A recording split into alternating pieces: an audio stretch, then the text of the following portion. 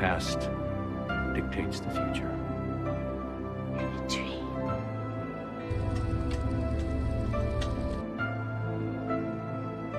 I'll see you again in 25 years. Meanwhile,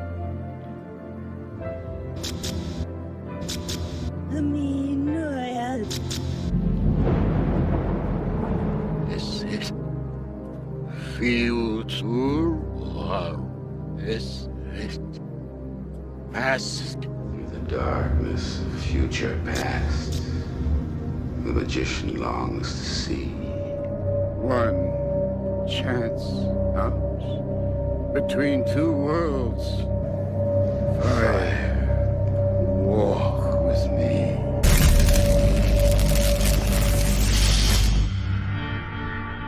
hello, I stand Cooper. Hello, and guest Cooper. Are you Laura Palmer? Are you Laura Palmer? I feel I know her. I feel like I know her. But sometimes my arms bend back. But sometimes my arms bend back.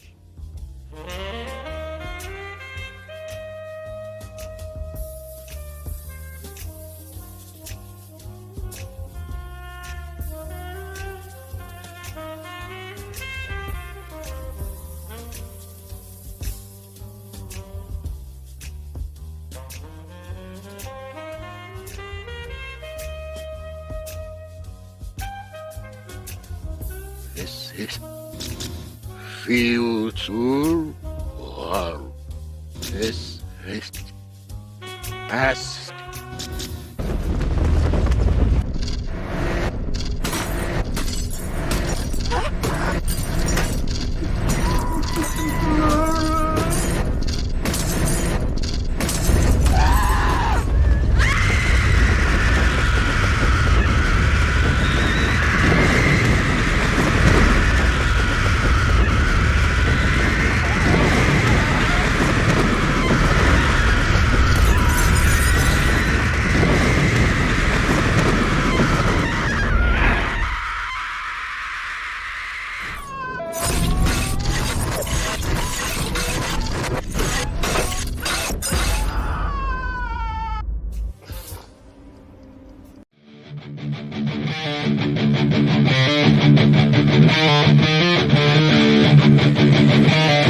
God motherfucking damn.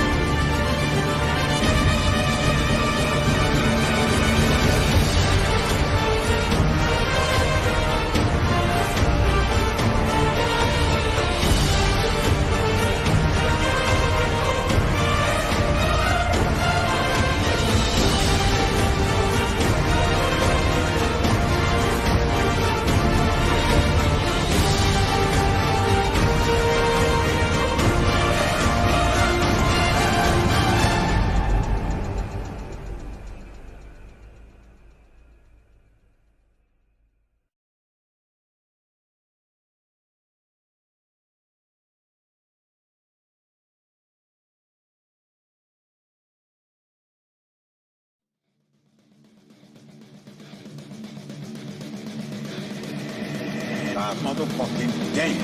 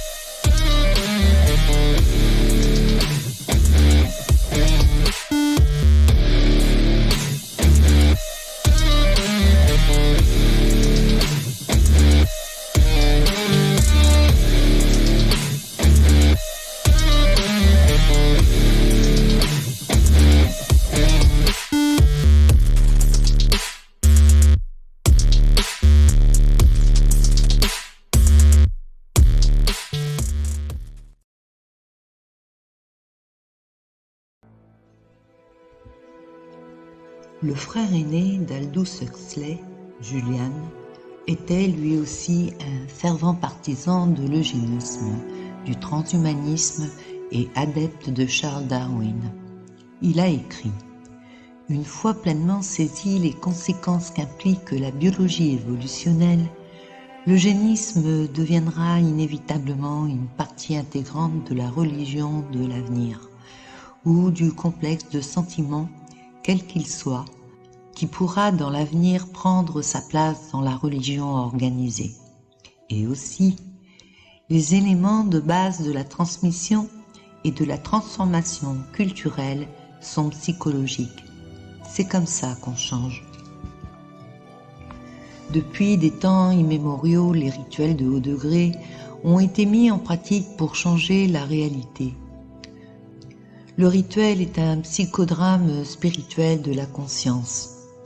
C'est une mesure délibérément prise pour faciliter les changements de tout l'environnement mondial, à commencer par le paysage mental des gens eux-mêmes, l'endroit où les rêves font naître la réalité.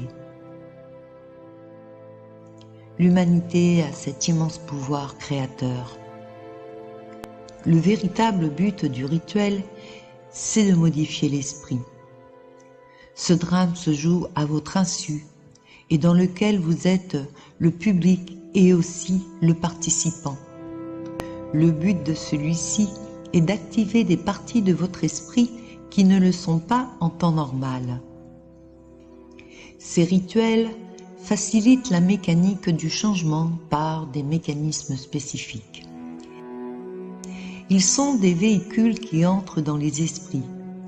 Tous ces symboles créent lors de leur transmission un langage par lequel vous, les profanes qui en êtes ignorants, communiquent après leur lancement dans la société. Ce nouveau langage donne une nouvelle compréhension à travers des définitions que ces rituels génèrent. Ils introduisent un mode de vie et une vision du monde différent. Cette programmation, c'est un guide de croyance et de mise en action qui permettent aux profanes à son insu de devenir un membre complet de la nouvelle société qu'ils mettent en place pour leur agenda final de l'ordre mondial par la soumission totale de l'humanité. Le rituel est effectué sans que les participants soient informés qu'ils y participent et de sa réelle signification. Les nouveaux modèles de pensée et le lexique verbal sont sans cesse martelés par tous les médias existants, qu'on en soit conscient ou pas. Un rituel d'initiation se fait en 3 étapes, que les francs-maçons appellent la triangulation. Voyons si tout ceci vous semblera familier. La première étape est l'isolement pour la purification. Dans cette étape, le profane est séparé du monde.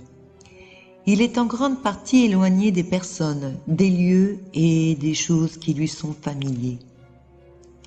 Il est forcé de se détacher et de s'isoler pour se purger et de se purifier.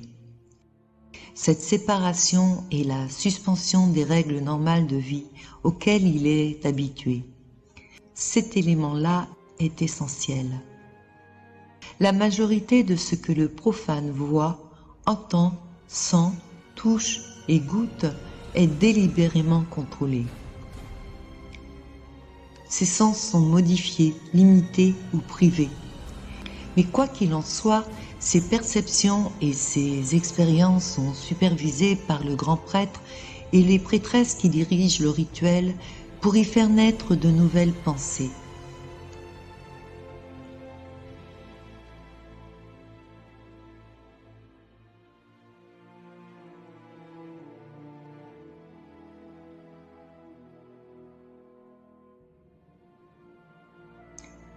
N'ayant nulle part où aller, si ce ne sont les endroits où il est autorisé, le profane isolé peut être forcé de faire face à sa propre réflexion et à sa part d'ombre intérieure qu'il a ignorée ou cachée quelque part au fond de lui. Et tout ceci devient inévitable. Ce sont des sacrifices que ces rituels initiatiques impliquent dans le tangible et l'intangible. Les comportements habituels doivent être abandonnés par autorité. Ce gage de soumission, qu'il soit manifeste ou extrêmement subtil, tous ces rituels réinterprètent la réalité. Une fois redéfinie, se dessine une nouvelle réalité qui est ensuite appliquée. De nouveaux comportements et connaissances sont induits, y compris les mythes et les codes. Tous ceux-ci sont nécessaires pour que les nouveaux initiés fonctionnent correctement dans la société qu'ils planifient. L'utilisation est une répétition typique et elle fait entrer le sortilège chez le nouvel initié. Le port du masque lors du rituel d'initiation est presque toujours nécessaire. Le masquage traditionnellement joue un rôle important dans des rituels de ce genre. Il accélère la suppression de l'ego pour faciliter la mort de l'ancienne identité avant la manifestation de la nouvelle qui sera soumise. La peur conditionne et fait partie de l'ingénierie sociale. Quant au traumatisme, c'est un autre aspect clé du rituel cérémonial d'initiation. Il est utilisé pour personnaliser la peur de la mort. L'acte de mourir est joué cérémonialement. L'obscurité au-delà de l'obscurité est l'entrebâillement de la porte des abîmes. Ce n'est qu'après la mort ritualisée que le profane peut symboliquement ressusciter et renaître à nouveau. Bien que ce processus soit tout à fait coordonné et sophistiqué dans la réalité, il est exécuté d'une manière délibérément confuse. Le profane est incapable de trouver un terrain mental solide à partir duquel il peut appuyer sa logique. D'où toute cette dissonance cognitive qui est constatée et cette incompréhension pour la grande majorité de l'humanité. Tout est parfaitement contrôlé malgré cette apparente désinvolture mise en exergue. La désorientation est la clé du rituel de transformation. Le timing incertain génère une anxiété, une angoisse, en lui supprimant toujours plus sa réalité, tout en le laissant de plus en plus sensible à un type de conditionnement pavlovien. Ses défenses sont de ce fait affaiblies. Quels que soient les détails les plus subtils, le mode de vie précédent est jeté comme une vieille peau à la fin du rituel. Et le changement commence.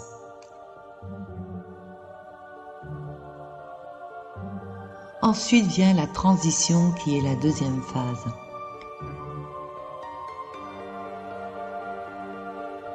Comme l'ancienne personnalité meurt symboliquement, elle est maintenant une page blanche. Le cerveau est lavé. Elle doit faire table rase du passé. En même temps que son ancienne existence et son mode de vie meurent, Le profane est progressivement reprogrammé et incorpore dans son nouvel environnement, réformé et reconstitué, vers le nouveau monde qui l'attend au bout du tunnel. La prochaine étape est la phase finale du rituel de transformation, c'est-à-dire l'intégration.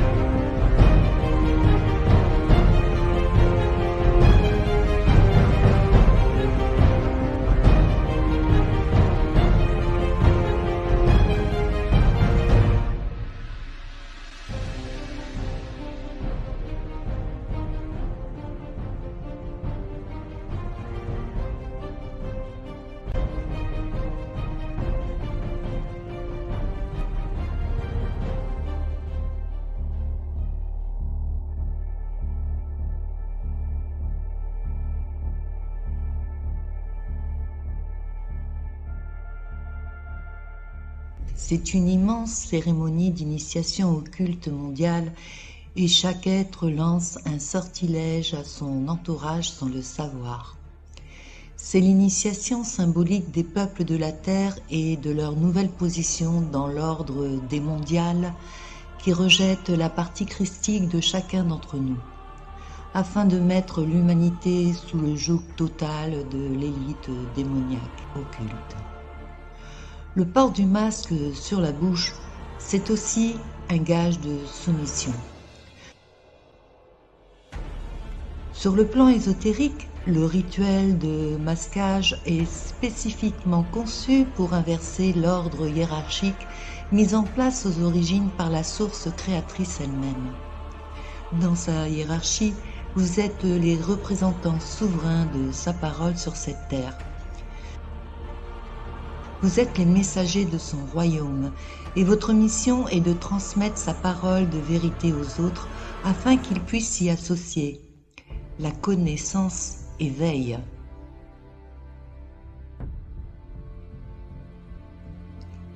Mais dans la hiérarchie du dieu démoniaque et de ses légions, c'est tout le contraire.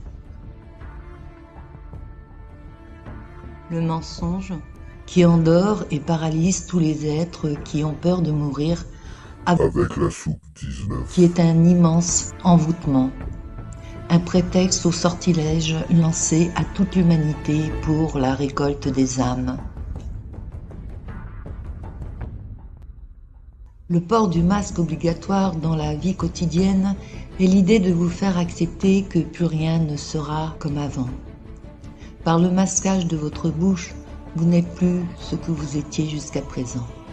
Vous n'êtes plus un être souverain sur cette terre.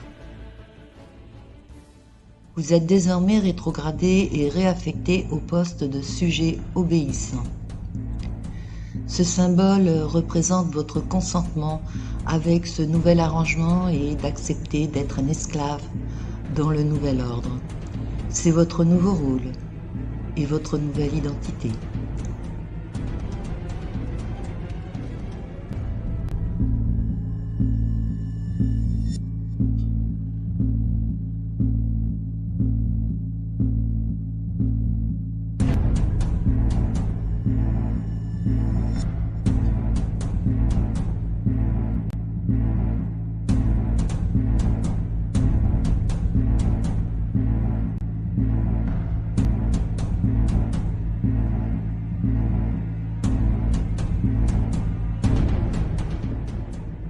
Lorsque vous mettez docilement le masque sur votre bouche, vous dites aux élites noires que vous admettez que vos paroles n'ont plus aucun but ni aucune pertinence dans cette vie, vous acceptez de ne plus avoir aucun droit et de vous taire. Votre seul objectif est désormais d'obéir à leurs commandements sous peine d'être puni.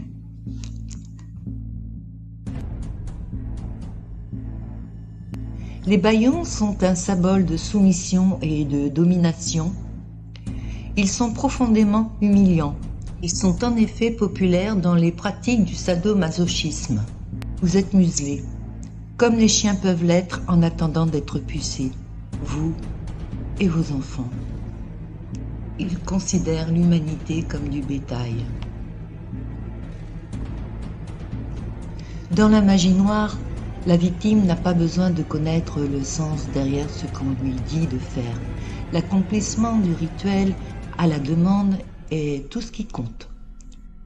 Dans la Bible de Jean, verset 2,18, il est dit « Petits enfants, c'est la dernière heure, et comme vous l'avez appris, un antichrist vient.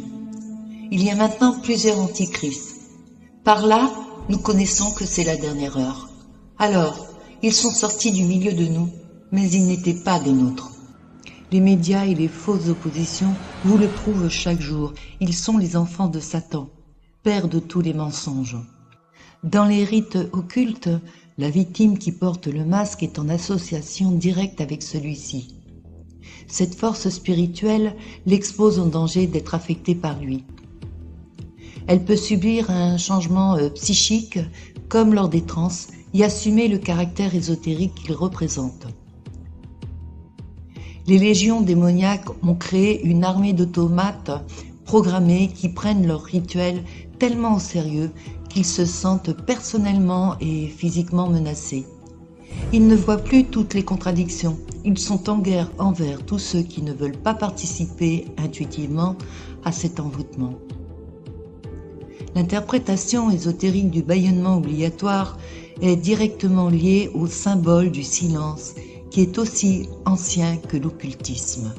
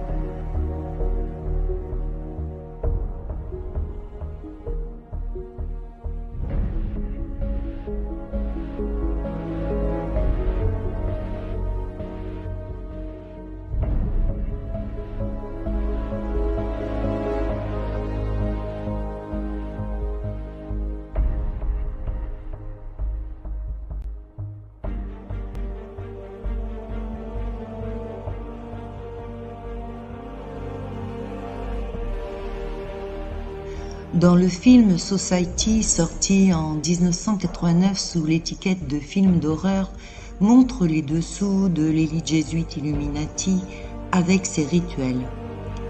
Il est une référence au culte dionysiaque et orgiaque qui se traduit par des rituels de sacrifice humain, de pédophilie, de cannibalisme, de la traite de l'être humain, de la prostitution et de toutes sortes de chantages et toutes les monstruosités dont elle est coutumière. Ce film affiche clairement le mode de vie de ces élites noires.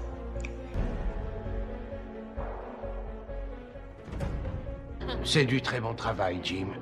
Je suis vraiment heureux de pouvoir contribuer au bonheur de la société. Vous aussi, jeune homme. Vous avez un brillant avenir qui s'offre à vous. Nous pourrons sans doute vous permettre d'entrer dans une grande école à Washington.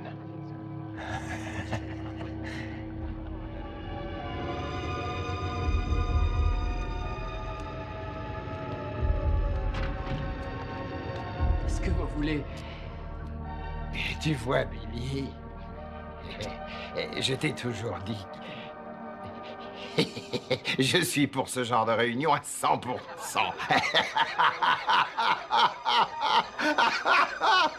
Qui êtes-vous? Je ne suis pas et ne serai jamais ta mère. Pauvre Billy, tu n'as jamais été l'un des nôtres. Qui êtes-vous? Tu vas bientôt comprendre, mon petit Billy. Tu es d'une race différente de la nôtre. Tu n'es rien, tu es moins que rien. Tu ne vaux rien du tout. Oh. Et tu n'es pas des nôtres, tu comprends? Il faut venir au monde dans notre société. Ah, d'où venez-vous, mon Dieu? Non, non, nous ne sommes pas des envahisseurs venus de l'espace. Non, ne crains rien. En réalité, nous sommes bien d'ici. Tout comme toi et tous les autres. Ce n'est pas si compliqué. Il faut savoir choisir son camp, c'est tout. Vous êtes tous cinglés.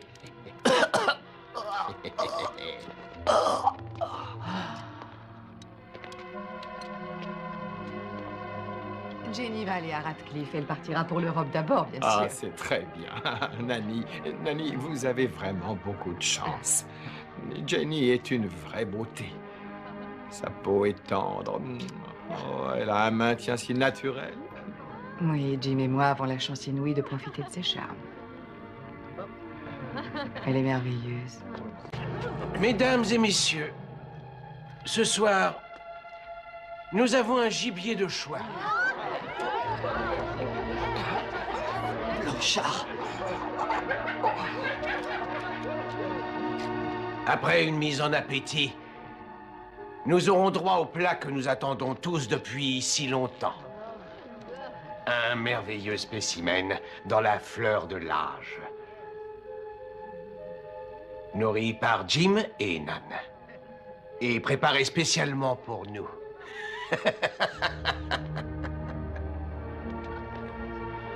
Billy!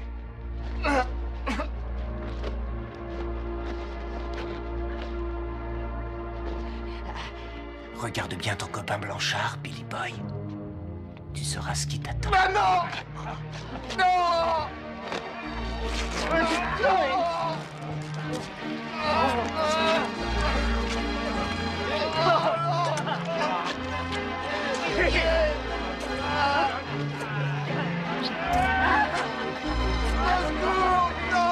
Membre de notre société. Regardez-le, il vient de Beverly Hills. Sa descendance remonte au général Jules César et à Gengis Khan. Je vous présente notre grand chasseur, le champion de cette soirée, Ted Ferguson, le grand Manitou.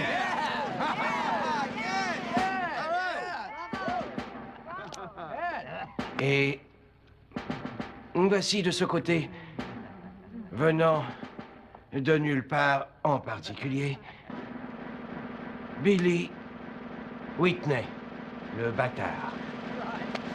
Messieurs, commencez, commencez.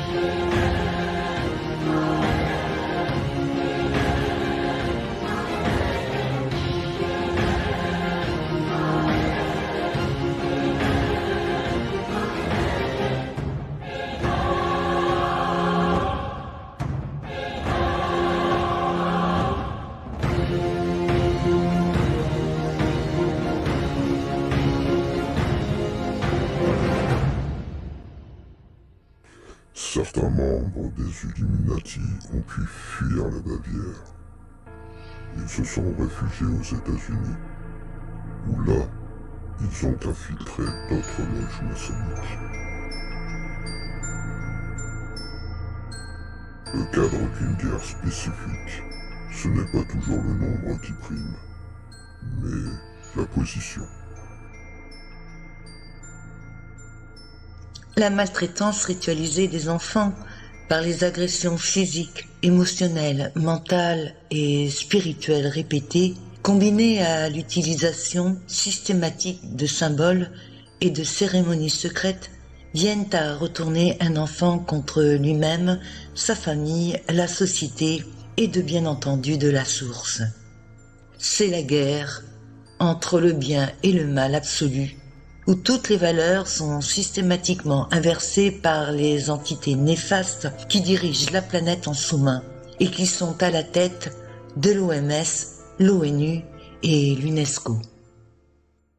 Comprenez par là qu'il y a une guerre pour les croyants entre le bien et le mal, entre Dieu et le diable, et que pour les athées, la guerre se positionne entre l'être de bonne vie et l'être de mauvaise vie. Que vous le vouliez ou non, nous sommes tous concernés, absolument tous.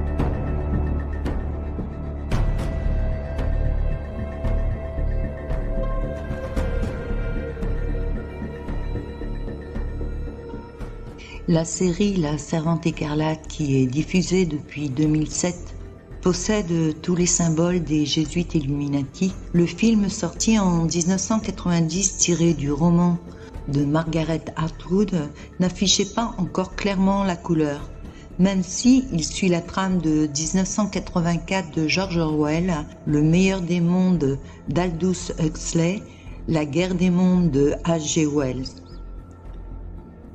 Ne croyez pas qu'ils soient des prophètes de leur temps comme les médias veulent nous le faire croire. Ils sont issus de la même sphère, ils exposent simplement le plan du monde dans lequel ils veulent que nous vivions par un grand reset. Depuis plus d'un siècle, ils nous présentent le menu, c'est-à-dire le 4e Reich qui succède au 3e.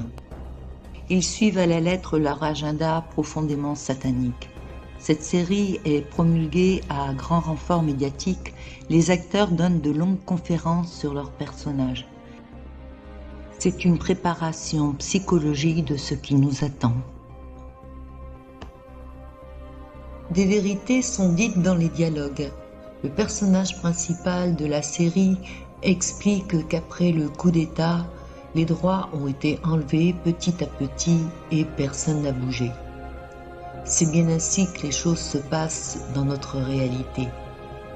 Par la peur qui est véhiculée et par ignorance, les gens acceptent que leurs droits plus fondamentaux, en tant qu'être humain, leur soient enlevés. C'est ainsi qu'une grenouille dans la casserole d'eau qui monte doucement en température ne se rendra pas compte qu'elle est en train d'être affaiblie. Et quand elle s'en rendra compte, il lui sera impossible de bouger. Il sera trop tard et elle finira par mourir. C'est le sort réservé à l'humanité. Ils ont besoin de votre consentement. La preuve en est que tous ceux qui ont vu la série s'identifient à ces héroïnes en mettant des masques semblables. Les similitudes avec les événements que nous vivons depuis ces 3 dernières années ne proviennent pas du hasard. Les USA sont renommés Gilead, un pays où règne la dictature, un écho direct au laboratoire du même nom dont le principal actionnaire est BlackRock, autrement dit le cube noir de Satan.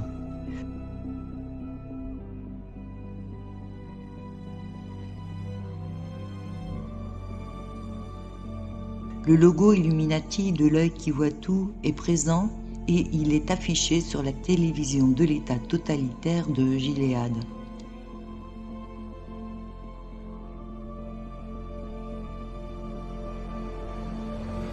La présentation de la série fait référence à l'œil d'Horus.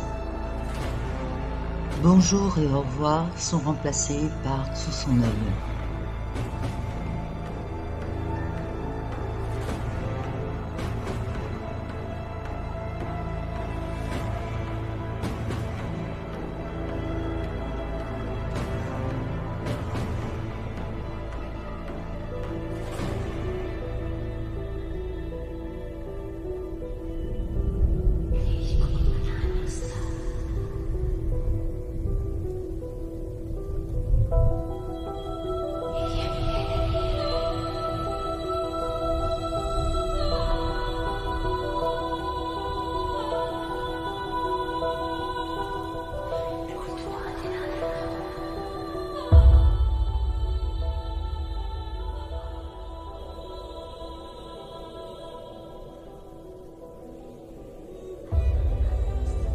Les femmes sont soit des épouses, soit des servantes, soit des génitrices.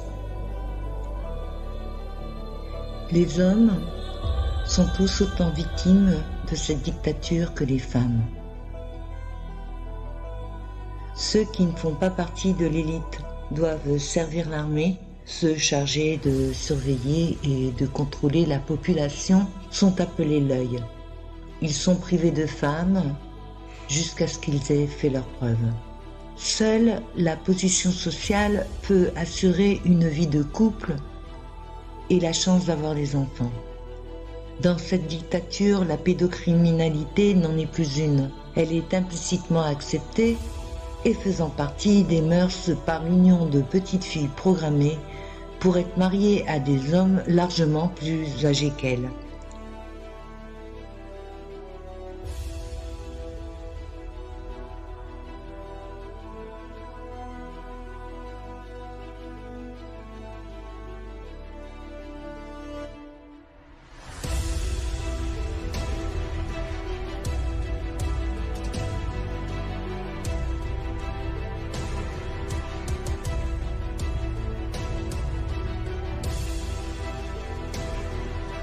Hollywood et l'industrie musicale sont leurs machines infernales et indispensables pour vous contrôler mentalement.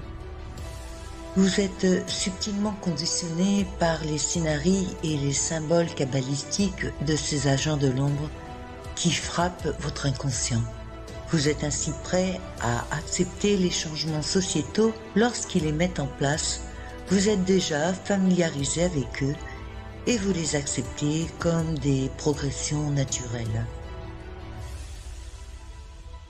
Ils ont créé cette matrice parasitaire où se joue l'immense pièce de théâtre et tous les événements tragiques sont un travail interne et complètement faux. Nous en sommes tous les acteurs et les victimes de ce jeu perverse et bien trop d'êtres humains vivent dans la peur, ont des traumatismes quand d'autres y ont laissé leur vie.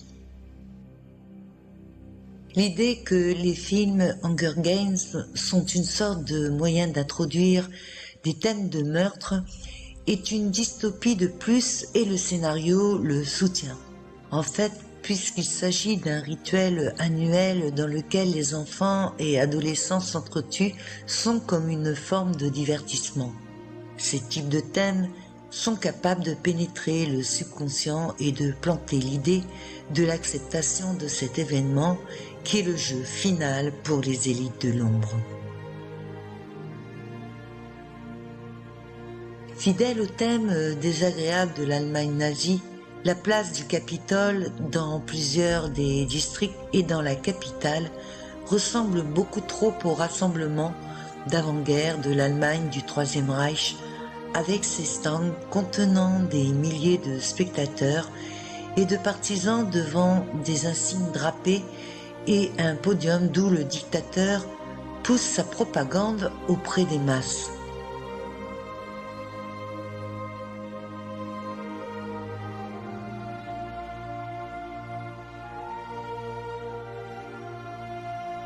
Une autre scène représente l'entrée du village de la Victoire, qui rappelle étrangement l'entrée du camp de concentration nazi d'Auschwitz, avec son panneau indiquant « Le travail vous libérera », qui donne l'impression du type de monde que l'Amérique et le reste de la planète futuriste pourraient devenir. Un lieu de servitude totale et d'ordre. Cet état policier du genre ultime n'est pas différent de tous les films de ces dernières décennies qui tournent sur le même thème et qui dépeignent un état de police militaire qui inflige une violence et une brutalité totale à une race d'esclaves. Un scénario futur qui est sur le point d'émerger si personne ne se réveille à temps. À moins que les gens ne commencent à voir la prison qui se construit autour de leur sens aujourd'hui dans cette réalité temporelle.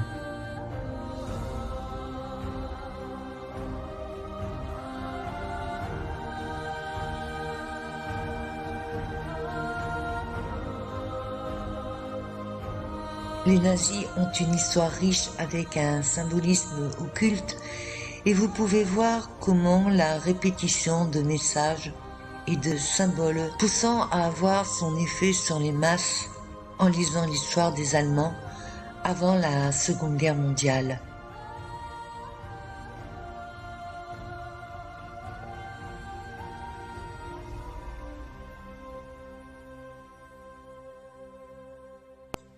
Lorsque les clôtures d'Auschwitz ont été abattues, Auschwitz n'a pas été fermé, mais s'est étendu au monde entier.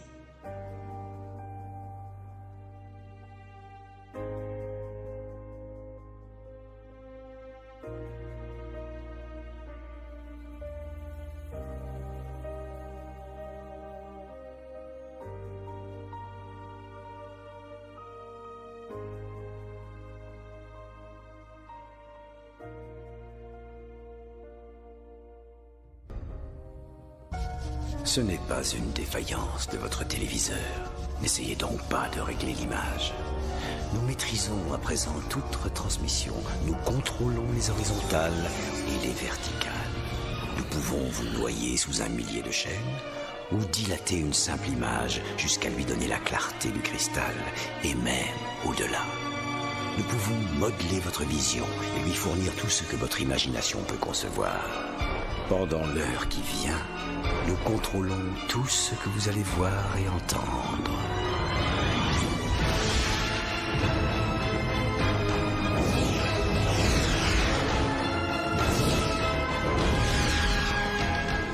Nous partagerons les angoisses et les mystères qui gisent dans les plus profonds abysses, au-delà du réel.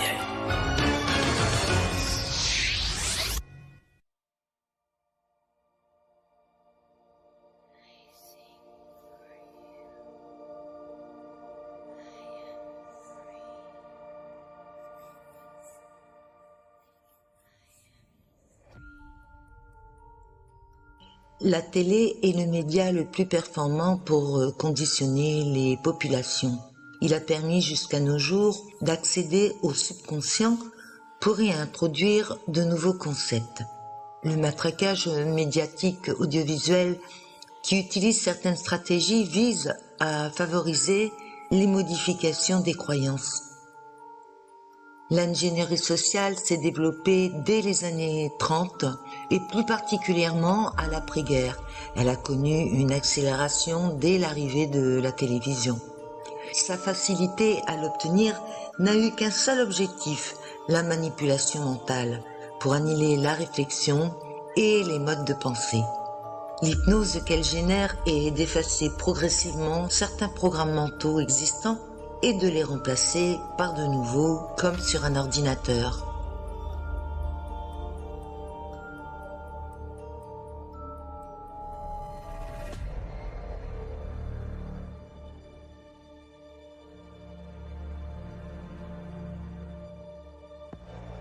Hollywood est une véritable machine de guerre qui influence le monde par l'occulte et les écoles ésotériques de l'ancienne magie noire.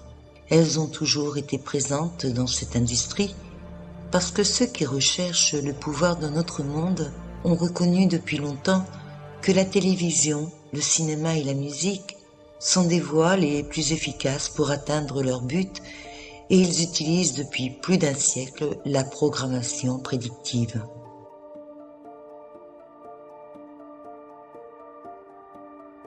Les indices apparaissent par des symboles subliminaux qui s'infiltrent dans le subconscient. Tout est mis en œuvre pour affaiblir votre pouvoir, pour faire de vous des esclaves psychologiques dont le principal ingrédient est de jouer sur les peurs et la culpabilité. De nos jours, les croyances se font et se défont en fonction de ce qui est dit par l'intermédiaire des écrans. Les élites corrompues n'auraient aucun moyen de vous influencer si l'audiovisuel n'existait pas.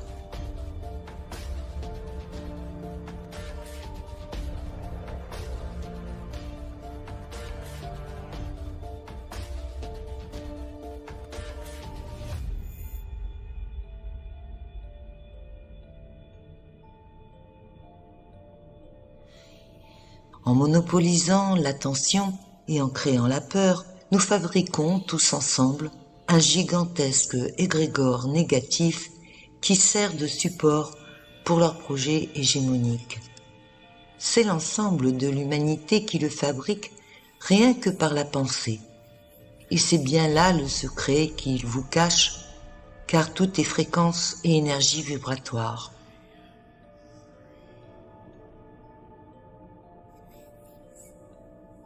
Et soyez conscients que cette science spirituelle existe réellement. C'est le plus grand secret qu'ils gardent jalousement.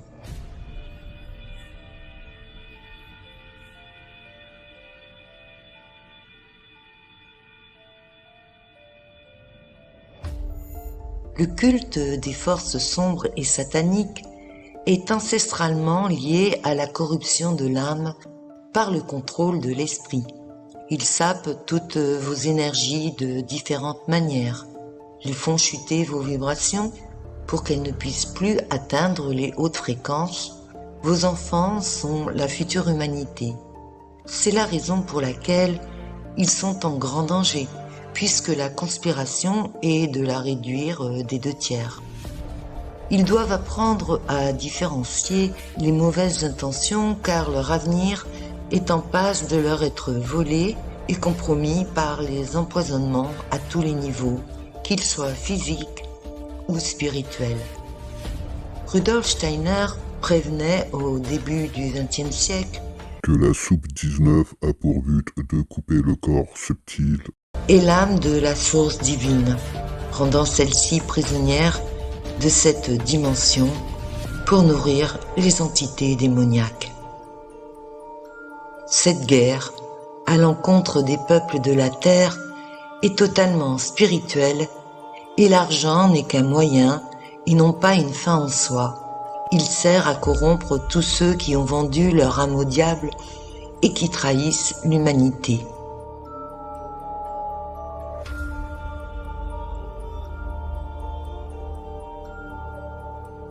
La magie noire est vraiment à la base de la possession démoniaque. Puisque le monde est fait d'énergie, elle se déplace par les ondes qui ont des fréquences. Et les rituels sataniques sont conçus pour entraîner les biofréquences énergétiques des participants avec celles d'autres entités de l'ombre, de sorte qu'il y ait une correspondance vibratoire. Une fois que celles-ci sont synchronisées et verrouillées, les échanges peuvent alors avoir lieu et l'énergie, les intentions ou les informations peuvent aller d'un être, d'un lieu ou transférer dans différentes dimensions. Cela fonctionne dans les deux sens. La personne possédée reçoit des informations de certaines entités de l'ombre. En échange, elles lui prendront également quelque chose. ce thème de possession revient encore et encore en exposant la conspiration mondiale et qui est en cours depuis des siècles. Sous couvert de spectacles, ce sont des cérémonies qui exposent des symboles occultes puissants qui, à travers l'audiovisuel, hypnotisent la planète entière. Les textes, la musique et la danse sont des ondes de forme qui créent un champ énergétique et de fréquences qui forment d'immenses égrégores. Ils transformeront la réalité vers le sens du projet des agents de l'ombre.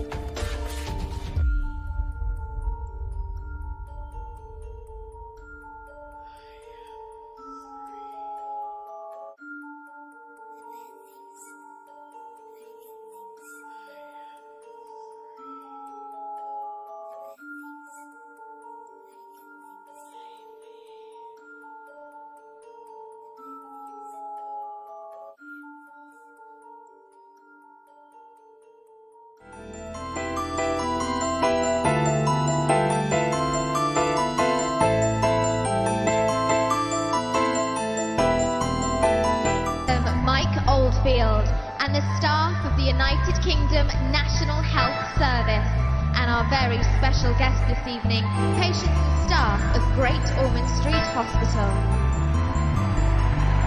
Well said, as I was saying, a very special hospital.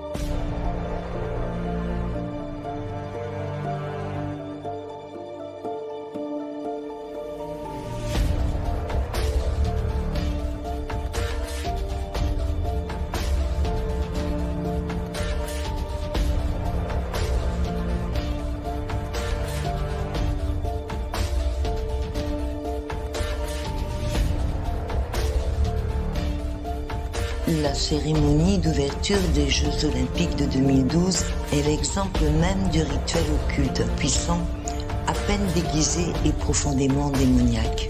Quand la cloche de 23 tonnes a retenti, les 13 lignées dirigeantes ont officiellement déclaré le début de leur nouvel ordre mondial ésotérique. Ils ont fait la promotion par des messages subliminaux de la destruction du monde et la montée de l'Antichrist. Près d'1 milliard de foyers les ont vus et très peu se sont rendus compte que c'est le futur macabre qu'ils ont présenté. Le message est suffisamment clair et il y a peu de doute à avoir en ce qui concerne la situation dans laquelle nous sommes aujourd'hui.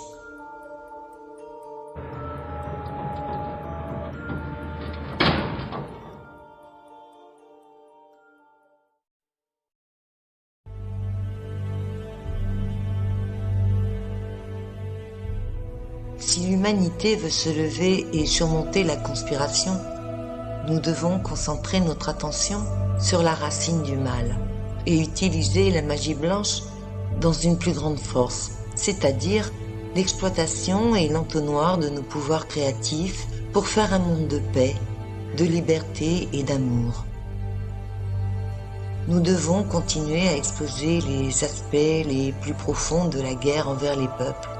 En même temps, nous devons nous assurer que nous ne laissons pas l'élite siphonner nos pensées, nos émotions et nos pouvoirs précieux pour créer leur monde cauchemardesque, mais plutôt d'utiliser ces énergies qui se trouvent en nous pour créer le monde que nous voulons avec une intention positive, une concentration et une manifestation consciente. L'histoire de nos civilisations est un puzzle dont il nous appartient d'assembler les pièces. L'enjeu principal de cette connaissance est de vous affranchir de la mise en esclavage de l'humanité, de l'asservissement orchestré par des forces extrêmement maléfiques qui la régissent dans son intégralité. Le don de votre conscience et le pouvoir de vous tenir dans votre vérité et d'être la vérité elle-même. C'est le seul chemin souhaitable pour nous tous. La source, la terre et le soleil écoutent et répondent à chacun de nos intentions profondément ressenties et le soin qui en découle, qui en est primordial. Votre voyage sur ce chemin est votre objectif commun, notre objectif.